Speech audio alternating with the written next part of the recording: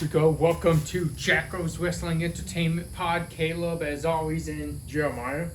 we're going to jump right into a busy week and even more coming tonight as we record with WWE Evolution Round 2 pay-per-view. But we kicked Raw off with Seth Rollins, Braun Breaker, Bronson Reed, and Paul Heyman in the ring with a promo, and we kind of saw Braun Breaker take control of this promo, take the mic out of Seth's hands and talk. What'd you make of this?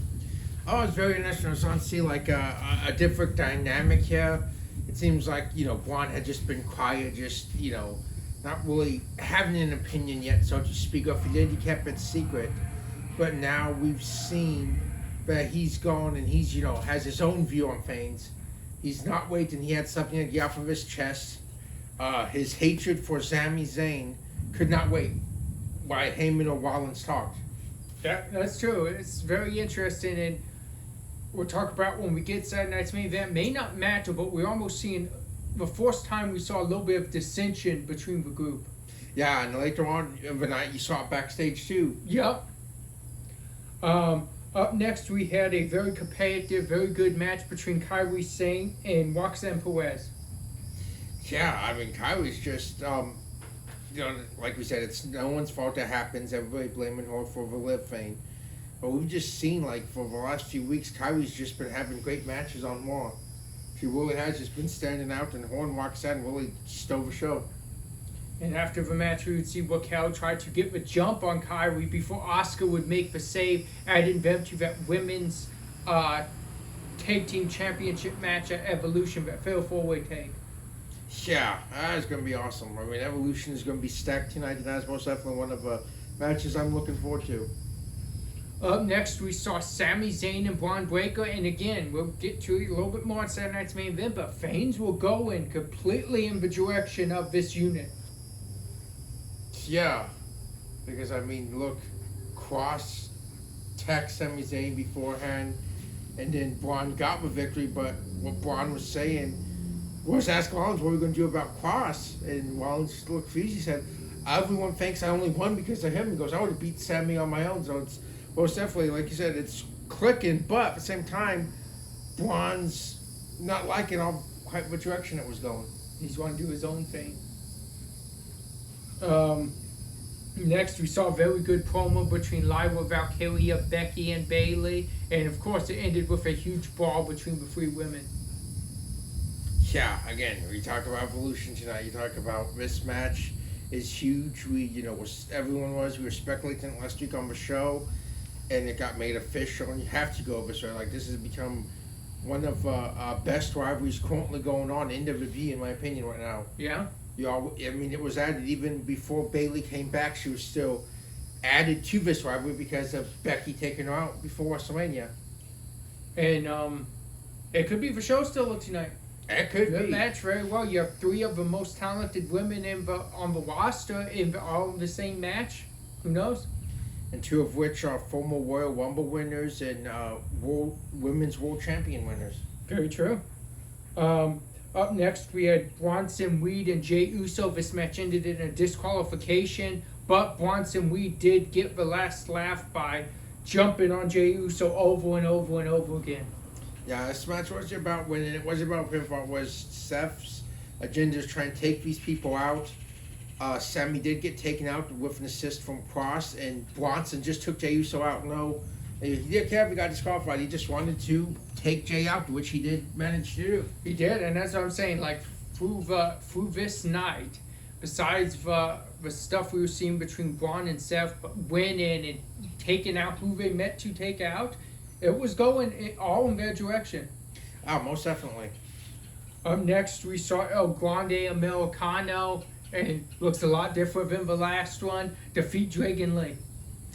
Yeah, well, I mean, it's like someone was saying, it looks like he's lost some weight, and they said it thinks it kind of slim kind of made him look a little bit taller, but great to see El Grande Americano, the speed champion, return, and a huge win over Dragon Lee. Although, once again, something seemed a little different this time, but once again, El Grande Americano just has Dragon Lee's number. Oh, yeah. Next, we saw a Goldberg Gunther promo, and we'll most definitely talk more about these two when we get to Saturday night's main event. But what'd you make of this promo here? It's just great. It's exactly what you expected. Goldberg was not talking. Goldberg was using violence, which is Goldberg, just force. Gunther has been doing a great job on the mic, and once we get to that, just really give my opinion and compliments to Gunther once we get to Saturday's main event. But this was a great promo. It's exactly what you needed to be able to go home for this match. Next, we had Seth and Penta. Again, going back to what we talked about, Seth would pick up the victory. LA Knight would end up getting the laugh in on Seth Rollins as the night came to a close, but things will go in completely in their direction. Exactly. They were most definitely coming to put the beat down on Penta. Braun and Bronson, the LA Knight came, hit VFT on Rollins, took off. Like you said, he got the last laugh. But, man, awesome first time ever match between Penta and Seth Rollins to main event Raw. And Rollins won underhanded, but still, a victory's a victory. Let me ask you about this before we jump to NXT. This is something going around online. It's stuff people, and we talk about stuff like this, stuff where people go and they complain and they're not happy with this, they're not happy with that. What do you have to say to the people who say, why is Penta in WWE, all he does is lose? What was your response to that? Because it's all he does. He was on the low undefeated streak for a while, but it's not always about wins and losses. It's not like, you go by that and it's like, oh, he loses over time. He's out there, he's having great matches, and he's taking on top guys, so win or lose, he's still overall in a situation to succeed, in a situation to win. I mean, you look and you've seen it. I mean, look how many times Sami Zayn doesn't win a big match, or Sami Zayn loses, but still, Sami's one of the biggest stars in the company. He's one of the guys that any second you could take serious. Oh, Sami Zayn's Money in Bank. Oh, Sami Zayn won Royal Rumble. And yeah, more wins, but he's got to main event Raw against one of the best guys in the company right now, one of the faces of the company in Seth Rollins. He lost Dominic, but he's still in high-profile matches, win or lose.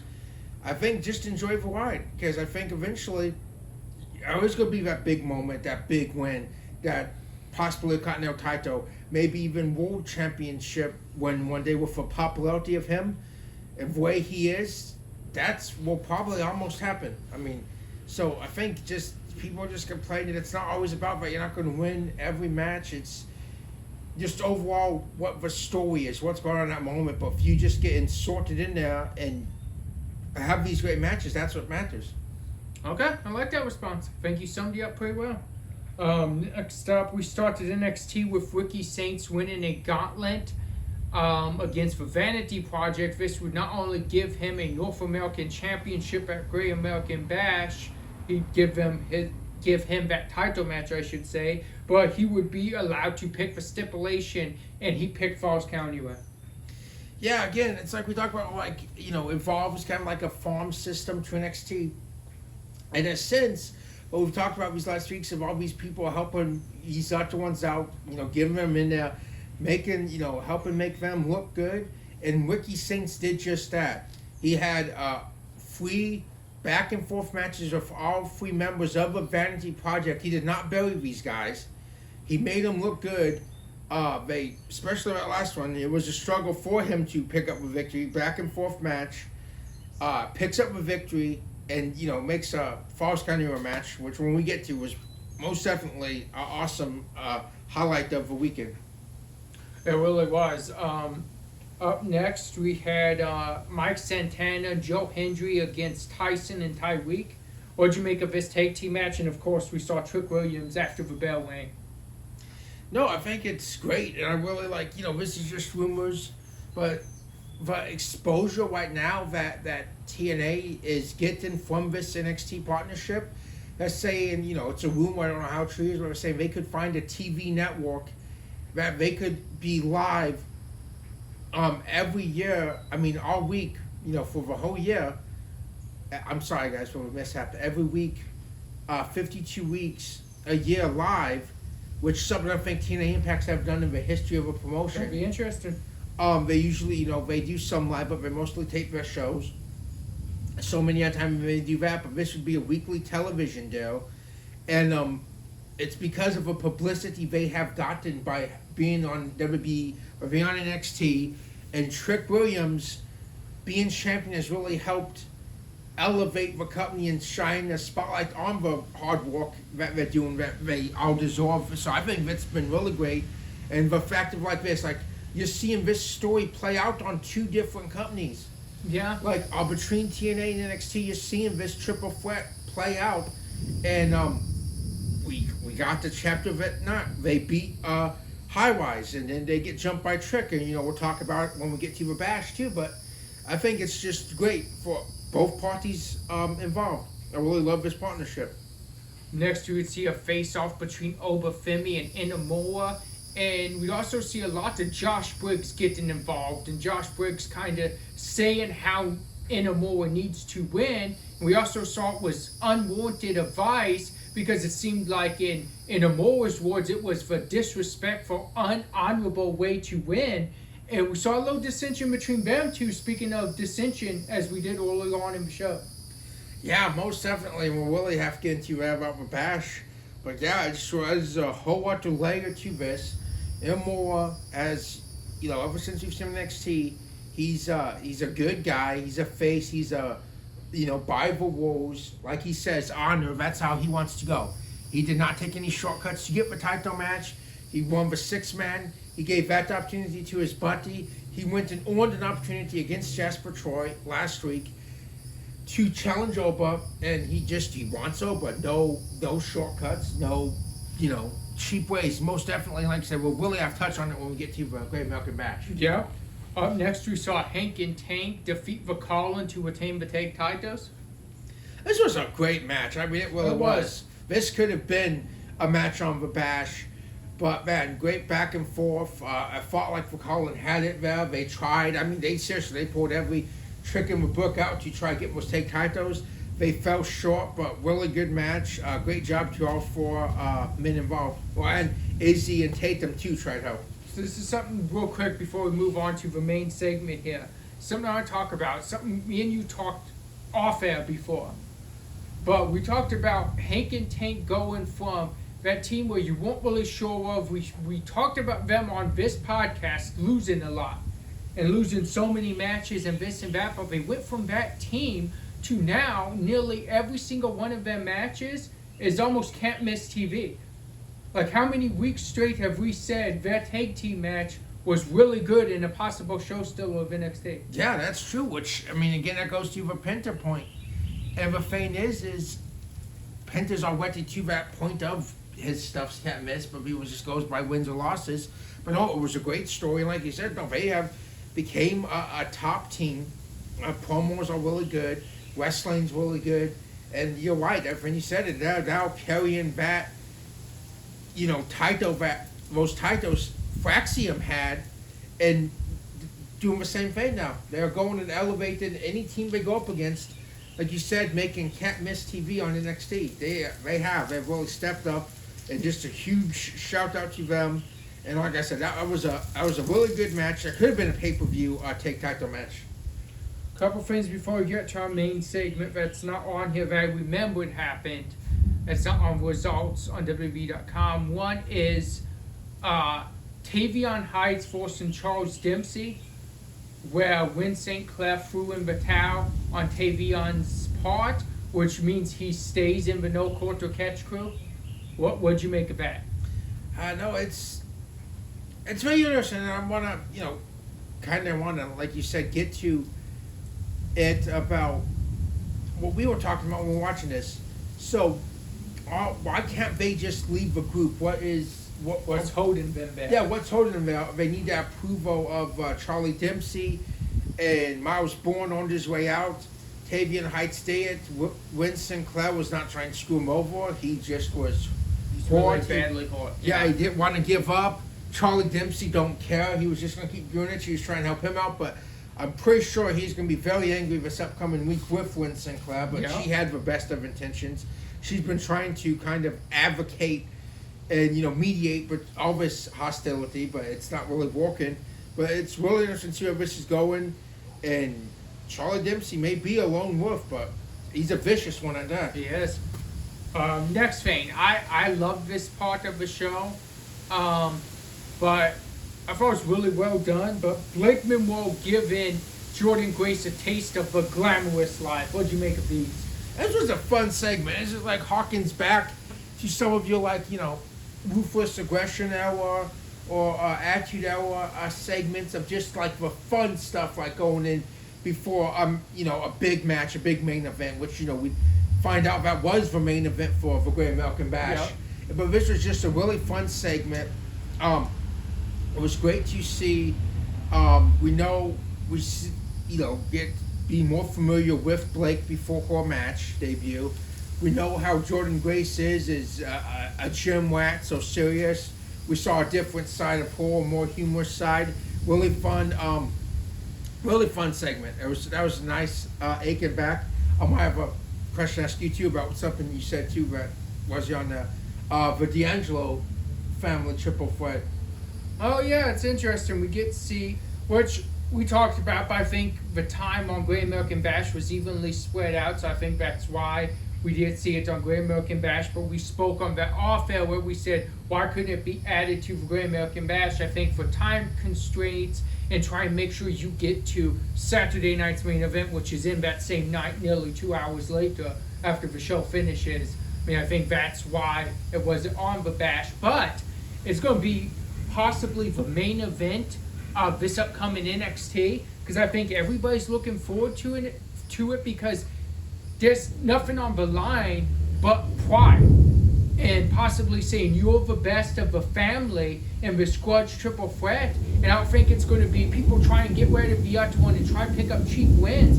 I think it's going to be aggression and fighting and attacking and try and put someone down for good.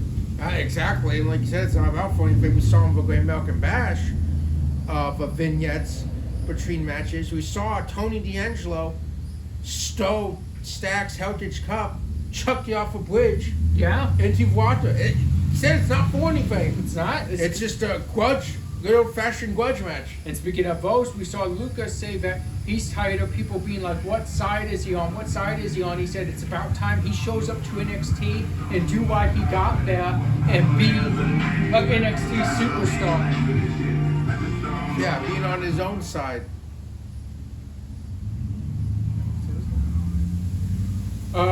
Up next, main event, we had women's Ava Women's Evolution Summit, she called it. She spoke on for women from NXT added to the Battle Royal. And then we saw appearances from Zelina Vega, Natalia, Maxine, the return of Stephanie Valcour. I'm laying it out to you. What'd you make of this? And just break it down for us. No, it was great. Like we said, like you just said, Ava said, this is history. This is Evolution 2. The first event happened. She said she was in high school. And she said she's so happy now to have, to be a part of it. That she's the first women's general manager for NXT. And she gets to pick her representatives of her brand. We know that you have Zoe Ruka in the tag title match representing NXT. You have the NXT Championship match between Jordan Grace, JC Jane. But then she got to pick some women to go in that Battle Royal for a chance at the Women's Championship match at Clash in Paris. Yeah. And she's laying all this out, and everyone comes out. And I think it was just an awesome moment and a great way just to, again, put the spotlight on Evolution and sell it. All these women, no alliances, all fighting each other, throwing each other out of ring because most of them in ring are going to be in that Battle Royal. Yeah. Well, it's every woman for herself. Last one standing in ring tonight, when you see this recording, will win and get that huge championship match at Clash of Paris, which I want to know. I wonder what championship is, because you could say brand for it could be Raw SmackDown woman wins it, but you have legends in there like Nikki Bella, and you have the NXT women who it's not an NXT championship match. So it's very interesting. I wonder what champion you get, or if you get to pick which one Maybe. you fight. Maybe it's like a kind of like a mini Royal Rumble in a sorts, only just everyone's in the ring at once. Yeah, it could be. I think we might see some surprises possibly in that I do Royal too. Tuesday night. What I've seen today, Tori Wilson is in Atlanta. Who knows? Possible appearance. Yeah, that could be. SmackDown kicked off with LA Knight with an LA Knight promo where Paul Heyman would interrupt, and then we would also see Solo and his MFT come out. Yeah, no, very interesting. Like a very interesting segment. It's really cool. And you see a bunch of other fans branching off. As we know, the LA Knight's rivalry with Seth and crew. But Solo comes out, threatens Paul Heyman, and says he better leave or he's going to go through that announce table like he did a year ago. And Paul Heyman left, and then Solo gives LA Knight the same ultimatum. And LA Knight was not going to take that ultimatum. He goes out there, is outnumbered. Big Jim Uso comes down to make the save and help somewhat to even the odds for LA Knight. But it's so hard to even the odds right now against Solo and his MFT because these guys are just dismantling everyone. We see the numbers we're talking about later on in the night, or I should say Saturday night's main event, but nearly too much for Jacob Fatu. Yeah, and that beast is that beast Tala Tonga of MFT. We haven't really seen his in him wrestling ring yet, but we've just seen his presence felt and the difference he's made by helping him out, and Solo knows that too. Yeah. Up next, we saw Alexa Bliss win a fatal four-way with one woman from each of the four tag teams at Evolution. She defeated Roxanne Perez, Soruko, and Kairi Sane. I thought this was an amazing, athletic, just great display for all four women. Yeah, exactly. Again, it's just fun when you do all this stuff.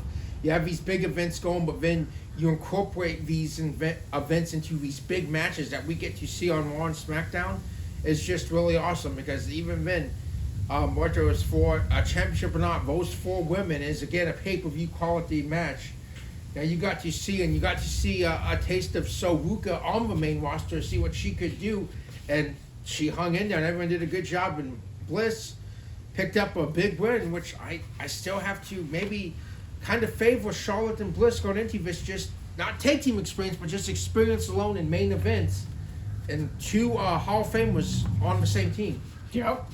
Up next, we saw the Wyatt 6 capture tag team gold. It was Gacy and Loomis defeating the Street Profits. But do you think we're going to see like a freeboard war with them? I do think that. I do think we could see a freeboard war with that faction. We could see Rowan mixed up in there with them. We could maybe even see Howdy possibly in there too. I'm not sure yet, but I most definitely think with Rowan, we could see the freeboard like the New Day did, any combination of E, Woods, and Kofi. Yeah. I could see that. But I just want to know, like, the fans are for him, but for Wyatt's cheated to win the tag titles in a sense. I mean, does the Wyatt's just, that gray line, or are the Wyatt's hills? Interesting question. Because the Wyatt family was Bray, Yeah. Luke, and Rowan. A lot of people liked them, but they were still hills. They would take on the faces, and they would do whatever it took to win. So I just wonder that, but it's awesome. Street Profits are great tag champions. Held the titles for a while, put on great matches. Very interesting to see where Wyatt's go, and happy for them. Everyone, had them dead early on this. Now they'll probably be released. We haven't seen them forever, and it was just because Howdy was injured. It's great to see them get this push because it's such a awesome, enigmatic faction and just different from anything else you see on TV. Yeah, it is. Up next, we saw a Jelly Roll appearance that was spoiled by Logan Paul. And there was a lot that went on in this. I'm going to let you take it from here. Yeah, and first I was going to say, and I'm not going to say any names, I don't want to knock on anyone, but you see a lot of times on TV, you see these singers, and they're not in the studio, and they come out, and they can't sing. They don't sound as good as they do on the radio or on CD. But you go, Jelly Roll's singing as he's going down to the ring, and sounds just as good as he does anywhere in person. He comes down. It's in Nashville, where he lives, his hometown. He's having fun with the crowd. Logan Paul interrupts and says, "We don't need no celebrities or influencers in my wing, in my company," which is hilarious, really. And then Randy comes out and starts, he's going after Logan Paul. He's trying to help out this Buddy Jelly Roll. And then Drew McIntyre comes out, and I think Randy forgot, hey, you have him to worry about Saturday night. They fight, and we see Jelly Roll strike down Logan Paul. Yeah. Very interesting. We'll get more into that tonight's main event, but it's fun. I like stuff like this. It's cool. And Jelly Roll, you look at him last year at SummerSlam appearance now, he's lost over 200 pounds. So, huge shout out to that. That's easier said than done. Just really great personal work for him to be healthier. And it's going to be very interesting to see where this goes. And we'll talk about it on tonight's main event. Up next, we saw Juan Killens and Alistair. We saw Alistair pick up the victory. And then after the match, we would see Damian Priest have a bit of an issue on how Alistair did things. Well, Juan Killens. Yeah. But then it would lead to Alistair attacking Damian Priest backstage. Oh, this is a very interesting thing. And, we talk about, you're talking about Penta fame. People are saying, oh, what they do, bring truth back just to not, you don't even see him. I don't know how you don't see him. You've been seeing him pretty much. Tragically, this more serious version. And you got a huge victory over Aleister Black. Aleister wasn't happy. Aleister attacked Priest. Priest, maybe he should just leave his nose out of it. He's been trying to mediate. He's been trying to be truths. I guess defend his friend, but still, it had nothing to do with him. That's what Aleister's tired of. He's tired of people sticking their nose and nothing had anything to do with him. Like Juan Killens attacking Kent Wilson when he was going to have a match. Him cutting him off when he was talking to Aldis. And then Priest keeps sticking. So I think we've finally seen him snap. I think he's tired of everyone sticking their nose in his business. And I, for one, cannot blame him for that. But huge win for Juan Killens. It was, yeah. He did pick up victory. But no, I was talking, we talked about it on here, but I was saying, I told you, I think he was going to snap soon. I think he was going to turn heel, and you were saying that maybe he's not necessarily the heel because people are getting in his business, but it looks like he is going towards the heel direction. Yeah, I'll tell you one thing though. SummerSlam, Priest and Alistair, sign me up. Yeah? That could steal the show right there. Two awesome performers. Next, we had Barrett mediate a face-to-face between Tiffany Stratton and Trish Stratus. But what'd you make of this, and what's your response to Bubba Ray saying there's no reason for him to want to see this match? See, I get Bubba to an extent, but it's not. Sometimes matches just happen and there's not that build, or you don't have time to build them up properly, and you just have a dream match because it's a dream match. So I get the storyline thing he's saying, but I can't agree completely with him because I do want to see this match. We know Trish can still go. We saw West over, tag team match, all the Elimination Chamber. We saw her won a couple years ago, rivalry with Becky. She can still go. Stratton right now is on the wall, and I think it's going to be a fun match. I think I do have Stratton picking up victory myself, but I think it's going to be done very well. I think they've done enough. You could build you up the way, you have enough time to do it the way that you'd want, but there's a history there. They teamed up earlier this year, and she's giving her a chance, but she's saying that, it's my time. I'm going to beat you and just add to my resume. And Trish is like, no, not that easy yet. Trish is looking for number 8 tonight. It'll be very interesting to see how that one plays out. Next, we had Solo and JC Mateo against LA Knight and Jimmy Uso. I'll start you there, and then we'll go into what happened after the match. Yeah.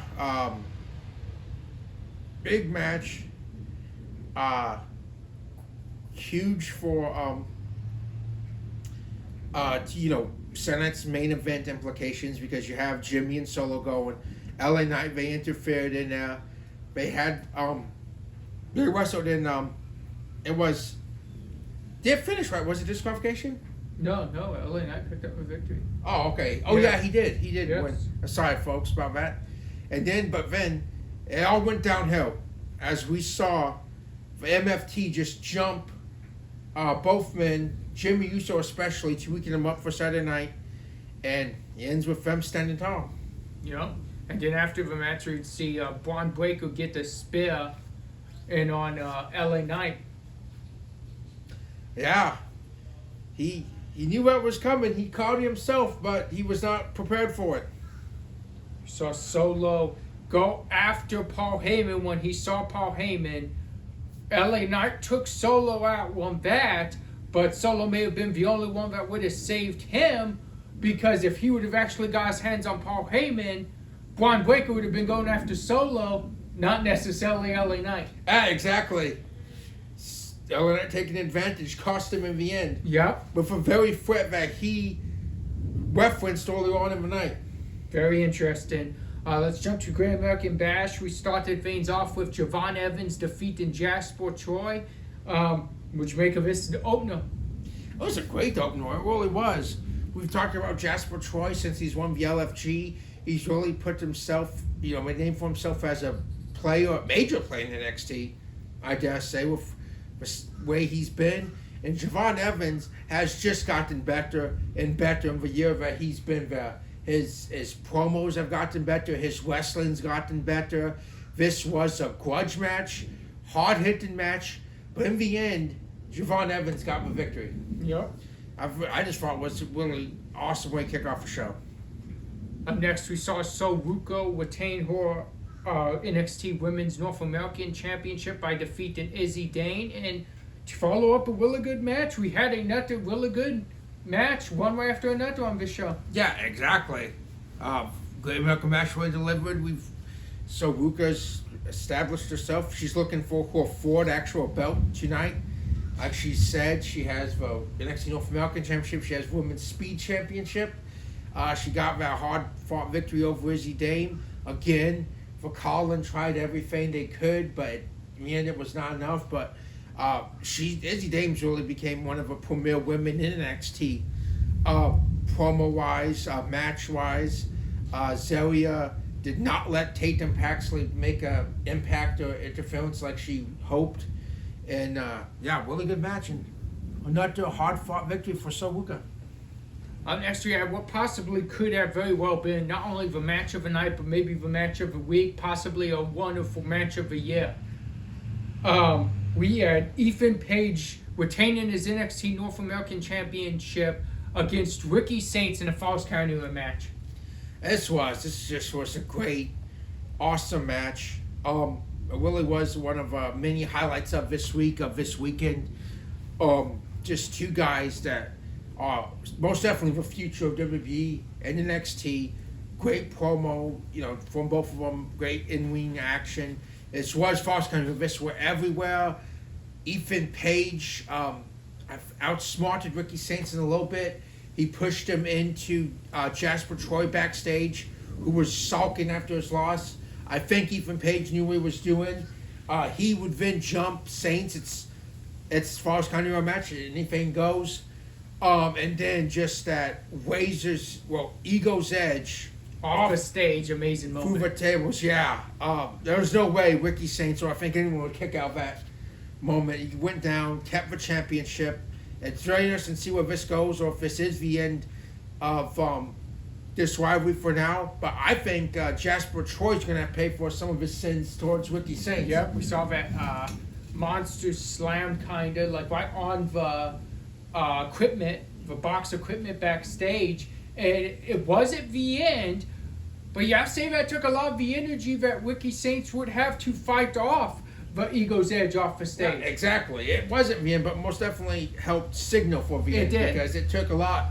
That was a huge slam, like you said, on that equipment box. Softened them up for Ethan Page to take advantage, which he most definitely would.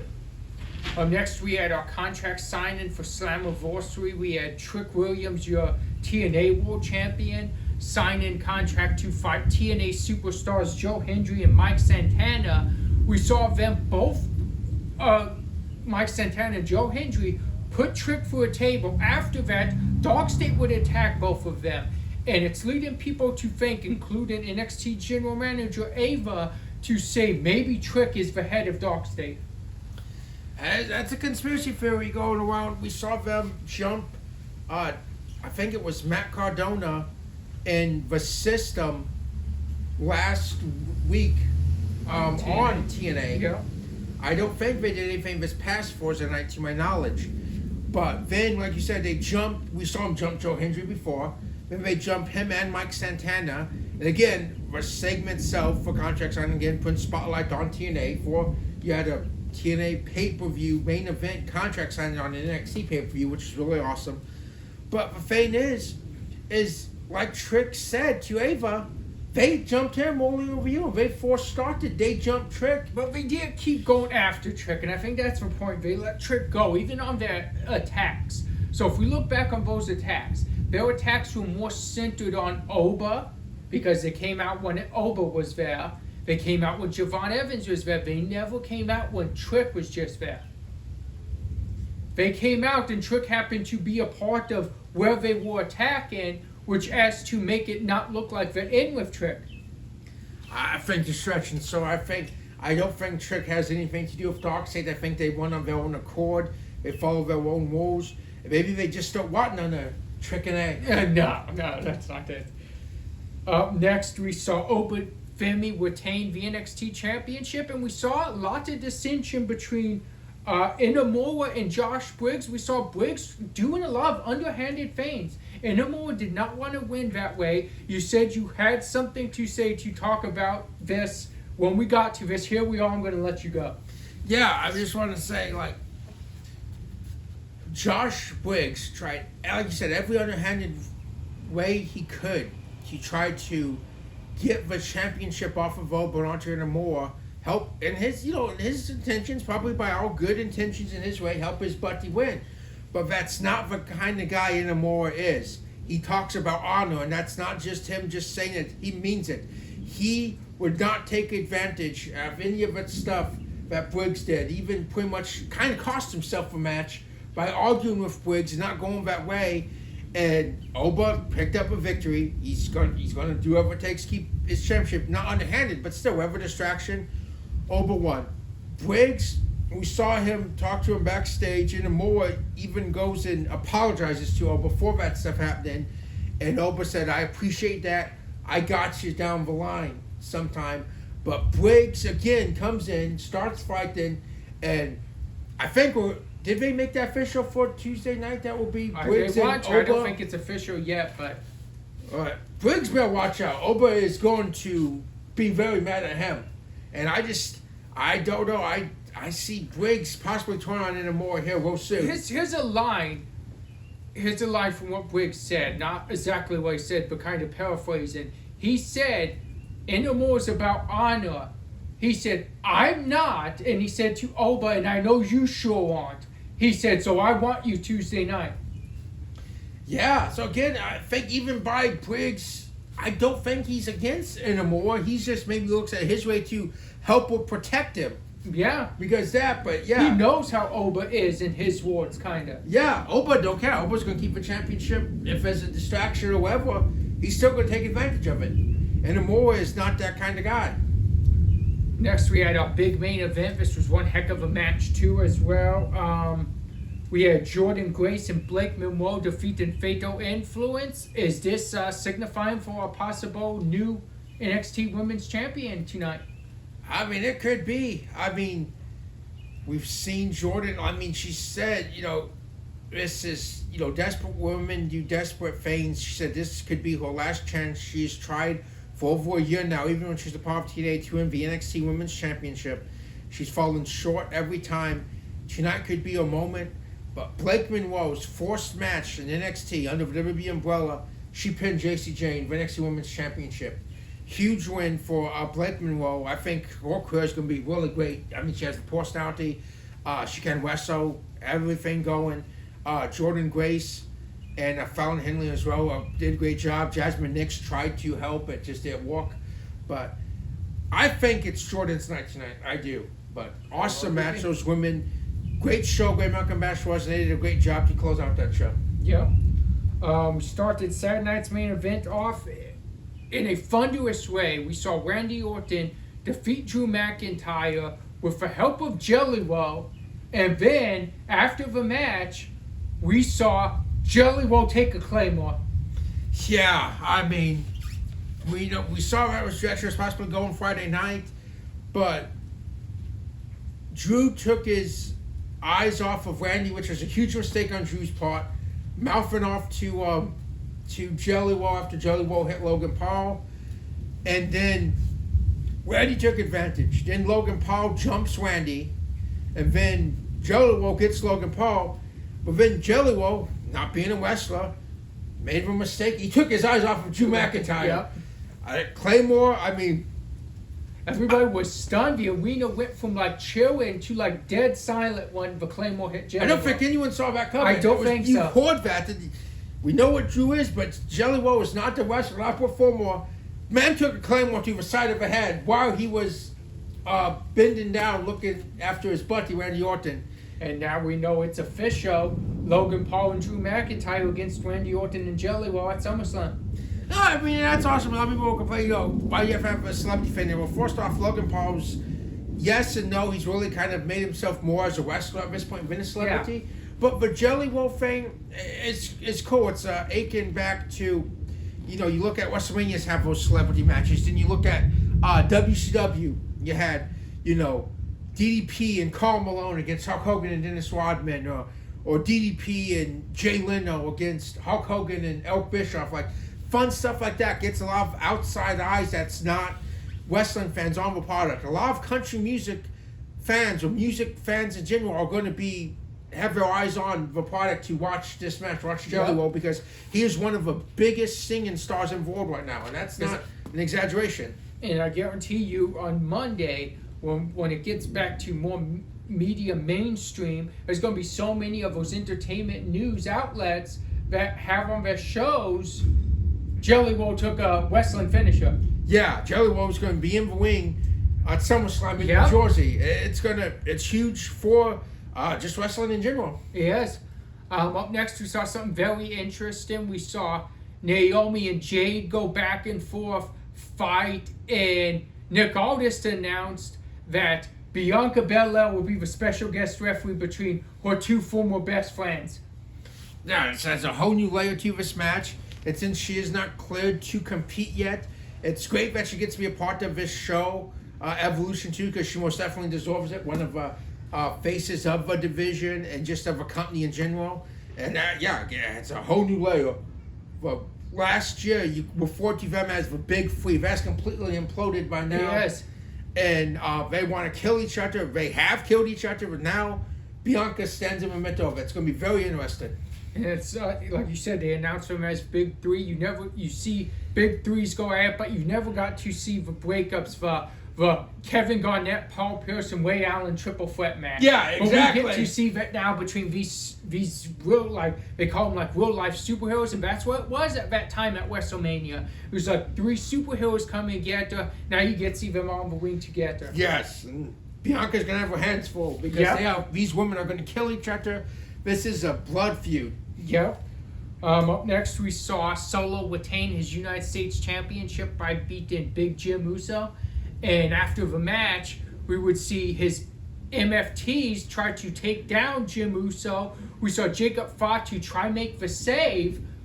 But, as you said before, that monster, Tala Tonga, made his presence known and took out Jacob Fatu. Yeah, I mean, we know for Simone Redworth, he's a beast. But the numbers are not in his favor. And even if you do almost have even numbers, you might need an extra because this guy is a monster. And we've seen just a dominant performance from him so far. And Jacob could not overcome this beast. Up next, and for people saying, oh, this is a work, this is fake, this and that, all of that stuff, they don't even have you on Saturday night's main event results. They have it like the match didn't even happen. And yes, I'm talking about LA Knight, Seth Rollins. They do not have a video for that. They do not say in anything this match happened on their.com. But we saw Rollins and LA Knight come to an abrupt end after Rollins tweaked his knee, and they said people's feeling the worst, and it could be up to 10 to 12 months, which really sucks. But we saw a quick end, and we saw LA Knight pick up the victory. Yeah, it's just extremely unfortunate. We wish Rollins the best. We hope it's not as bad as what they initially think he is, but he is most definitely injured. He at least will miss SummerSlam. Like we said, hopefully it's not 10 to 12 months bad. We don't know. But, yeah, it just sucks. Like, it forced anytime anyone gets hurt, it's never good. But it's been, like, a focal point of Raw for so long now. And it's just going to be very interesting to see how this goes. LA Knight, still, though, from what it is, what they want to, they still should at least announce it, recognize it to ride LA Knight's momentum off of this. Even after this, Rollins could have just said, carve a match off injury. No, he stood up best he could, took for BFT, and gave LA Knight the pin. So at least for Seth Rollins, give that momentum and that win for LA Knight to use going forward in the storyline. Yeah. And one thing I said when we were watching this live yesterday, and I said it to you, I said he has to be well. Because Seth Rollins is one of the best sellers in the company, he did not sell that BFT. He went down like he just got hit, and you saw how he put that because it was his, I believe, left knee that went down. You saw how that right knee hit forced when he took that move, as so his left leg or whatever his injured leg was, the other one hit forced, so that other leg could come down slow and hit the mat, so there wasn't the force of that move, and it made Vassell look bad, and this guy's one of the best sellers in the company. Yeah, exactly. So, no, it does suck. We wish him a speedy recovery. And we hope it's not long at all. But the whole point of Saturday night's main event was Goldberg's last match. His match against Gunn for world title match. What happened if he won? We saw he did not win, but you talked about this earlier. We think one heck of a showing and a great way for Bill Goldberg to go out. You said you had a lot to say on this. Here you go. Yeah, first off, for any fan, and if he ever does see this, which would be really cool, by the way, but thank you, Goldberg. One of the best to ever do it. Us as kids most definitely grew up watching you. I want to say this real quick before you continue, not trying to cut you off. But back when we were kids, you got a Easter basket that had a WCW Best of Goldberg VHS tape. You wore that sucker out. That just shows how much of a fan of Bill Goldberg you were. But when you put it in, I watched it with you nearly every single time. So we wore that sucker the heck out. Yeah, we did. For those that love kids, Google VHS tapes. But yeah, we did. We watched it all the time. Just the explosiveness, the fun of Goldberg. You talk about the superhero fame. It was like Goldberg was like a real life superhero. Just that explosive action. Just that not long matches. He destroyed guys. Yep. As a fan, especially as a kid, how could you not love that? Exactly. Be behind Bill Goldberg. Awesome career, comebacks. And yeah, he got to go out his way in his hometown. Gunther, great job by Gunther, helping out. No, Goldberg's a little older. Gunther helped make him look really good. Good match, and Gunther was a strong heel. Really great opponent and formidable too. Goldberg got to retire against one of the best in there today. And huge shout out to Goldberg and huge shout out to Gunther. You helped him put on a really good last match and a huge win for Gunther, a Hall of Famer, and he can now claim to be the retirement match of Bill Goldberg. Let's get to our match of the week. We had so many candidates. I'm going to put Seth Penta in there from Raw. Going to put Kyrie Roxanne from Raw. From NXT, we're going to go NXT Take Title match, Hank and Tank Vakalin. We're also going to go Ricky Saints and the Vanity Project for Gauntlet. From SmackDown, we're going to go the Fatal 4-Way Women's match that Alexa Bliss won. Going to go the Tag Team Title match, where we have a Wyatt Six as Tag Champions From NXT, we're going to go for main event tag. Or I should say Great American Bash. We'll go for main event tag. Blake Monroe, Jordan Grace against Fatal Influence.